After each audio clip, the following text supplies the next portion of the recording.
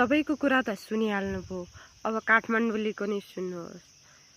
हेर्दामा सहर सुन्दर छ, काठमाडौँ हेर्दा फोहोरको डङ्गुर, काठमाडौँ हेर्दा नेताको डङ्गुर, यता न उता कुराको टुङ्गो, हुँदैन केही तै पनि राम्रो, सबैलाई भेट्ने सबैलाई मिल्ने, सबैको मिटिङ ठलो छ हाम्रो। 75 जिल्ला भए तापनि काठमाडौँ एउटा मुटुको टुक्रा। हामीले सबै मानेका हौँ राम्ररी हुन्छ देशको विकास, तैपनि सोच्न सकेका छैनौँ।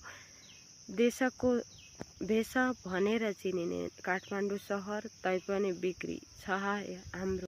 गफैले हजुर संसारै किनिदिने काठमाडौँले फेरि सबैलाई चिन्दिने। यता हेर्दा सबैको राम्रो, उता हेर्दा सबैको राम्रो। गफैमा हजुर रेलवे किनिदिने, तैपनि भएन भने नै देखि संसार सारा सबै नै किन्दिने।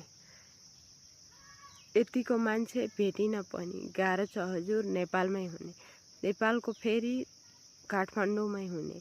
यतिका मान्छे सबैलाई भेट्ने, विदेशी पनि काठमाडौँमै आउने, यतिको मोज गर्ने ठाउँ नै नपाउने। काठमाडौँ भन्दा सबैभन्दा बेस्ट भनेर भन्न मिल्दैन, तैपनि सबै खुसी छन् यहीँ, सबै चिज खोज्न काठमाडौँ नै आउने।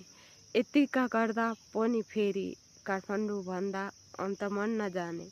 काठमाडौँ फेरि सबैको सा, काठमाडौँ नगए हुँदैन काम, यतिको काम हुने ठाउँ, तैपनि राम्रो हुँदैन काम।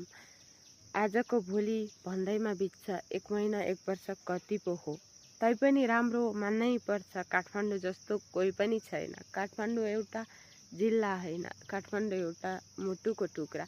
सबैले खोज्न आउनु नै पर्ने, सबैले रमाउन कमाउन आउनु नै पर्ने। यतिको ठाउँ भेटिनेदेखि यसलाई हेला गर्नु नै पर्दैन। आज त फेरि धेरै नै राम्रो बालेन सरकार आएका छन्, तैपनि हेर्दा सुन्दर छन्। सबैको आँखा यहीँ नै छ। काठमाडौँ एउटा ध्यानको केन्द्र, सबैले देख्दा राम्रो नै देख्छन्, तैपनि हाम्रो नै देख्छन्। यतिको राम्रो ठाउँ नखोज्न कतै नै जानु पर्दैन हामी। अब त मैले धेरै बयान गरि पो सकेँ, धेरै पो। नेताले भन्छन् राम्रो छ, जनताले भन्छन् हाम्रो छ, कसले पो भन्दैन हाम्रो छ। त्यसैले काठमाडौँ राम्रो छ। काठमाडौँ देश नेपालको बेस, काठमाडौँ सिटी नेपालको भेटी। यतिकै भन्दै जाँदैन हामी। सबैभन्दा बेस्ट नेपालको देश, काठमाडौँ भन्दा छैन।